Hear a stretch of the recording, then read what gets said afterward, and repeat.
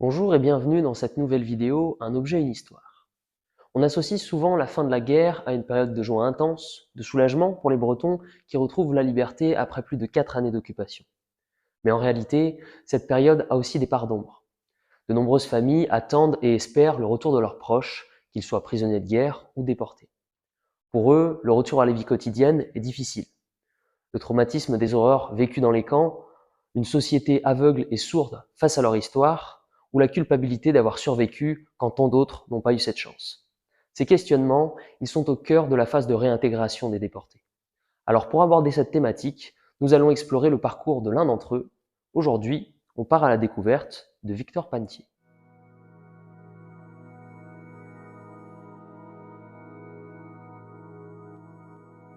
Natif de Noyelles-sur-Vilaine, Victor Pantier est vendeur mécanicien de cycle à Assigné en Ille-et-Vilaine. Grand sportif, il partage son temps libre entre le club de foot d'Assigné et les courses cyclistes. Il participe notamment à Paris-Rennes ou Paris-Brest. Au début de la guerre, il est employé au cycle Sporting à Rennes. Puis au début de l'occupation, il accepte de travailler pour la commandanture de Rennes dans le service des trafics ferroviaires. Adhérent du Parti communiste, il renseigne la résistance en notant les mouvements et horaires des trains. Il habite juste à côté de la voie ferrée Rennes-Paris et peut même observer le trafic depuis chez lui. Le 8 juillet 1943, Victor Pantier informe plusieurs camarades qu'un train de permissionnaires allemands passe toutes les nuits à 1h36 près du passage à niveau du Haut-Sévigné, non loin de chez lui. Cette information précieuse fait émerger l'idée d'un déraillement du convoi. L'opération de sabotage est organisée dans la nuit du 9 au 10 juillet 1943 par Louis Pétry, chef départemental des francs-tireurs partisans.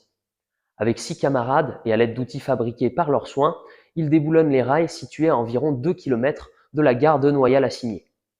L'opération est un succès, le train visé déraille et un deuxième, arrivant dans le sens contraire, vient le percuter. Plusieurs wagons sont hors d'usage et de nombreux soldats allemands sont tués ou blessés. À la suite de ce déraillement, les habitants subissent des représailles. À Rennes, la ville écope d'une lourde amende d'environ 2 millions de francs. Présent sur une liste de communistes suspects, Pantier est arrêté quelques jours après et emprisonné dans la prison Jacques-Cartier à Rennes.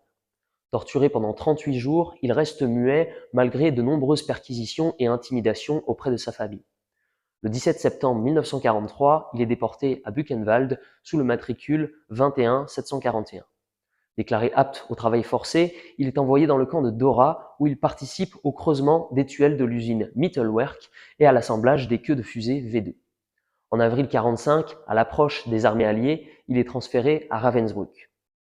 Après une ultime marche éprouvante vers l'ouest, il est finalement libéré par l'armée rouge le 3 mai 1945. Il regagne la France en train après plus d'1 an et demi de déportation.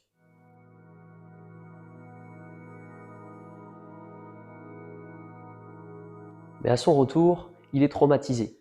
Il se sent coupable d'avoir survécu au camp de concentration alors que tant d'autres sont morts autour de lui. Il a aussi le sentiment d'avoir mis en danger ses proches du fait de ses actes de résistance. Il s'isole donc et construit un abri de secours dans une grotte à Lassy, en Ille-et-Vilaine, où il constitue un arsenal d'armes. Il se déplace toujours avec un fusil démontable dissimulé dans sa bicyclette. Ces objets, évoquant la difficile réintégration de Victor Pantier, sont présentés dans le parcours de visite du musée. Son vélo de course d'abord a été adapté pour y cacher un fusil démontable. Le cadre est ouvert par l'arrière, permettant ainsi de dissimuler le canon de l'arme.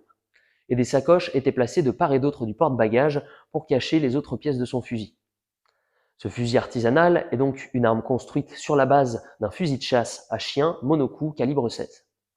Il est entièrement démontable et composé de 4 pièces distinctes, le canon, le mécanisme de percussion à chien, le tube et le talon de crosse. On ignore cependant si l'arme a été fabriquée pendant ou au retour de déportation de Victor. Elle servait à Victor Pantier dans une logique d'autodéfense ou de braconnage. Restée cachée dans un tiroir pendant de nombreuses années, elle a été donnée au musée par Christophe Pantier, arrière-petit-fils de ce même Victor Pantier.